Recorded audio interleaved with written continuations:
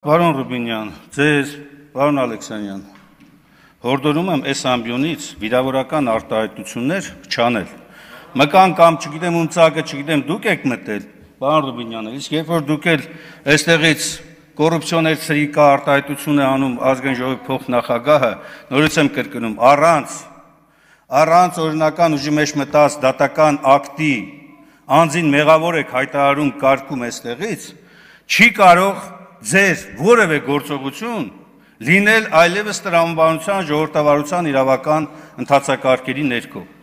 Այո, պարոն Աղաջանյան, եթե արդար դատաքննության պարզվի այդ հանցագործությունները, մենք ինքներս ենք դատապարտելու։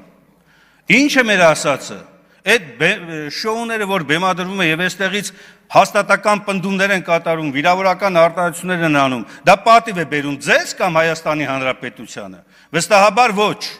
Բայց դուք շարունակում եք մտնել, ինչի, որովհետև դուք հասկանում եք, որ կորցրել եք ժողովրդի այն վստահությունը, որ սրանից 7 տարի առաջ եկաք, եւ ձեր ներկայացված մեղադրանքները ամեն օր դատարաններում փշրվում, եւ այդ վստահ տոնով, երբ որ ասում եք, որ ով էր ասում 6 ամիս 2 օր է պահանջ, 6 ամիս իդեպ 2 օր պահանջվեց ձեզ, որպեսզի կարողանաք մարդու վարկաբեկելու եւ կեղծ առնվազն այս պահին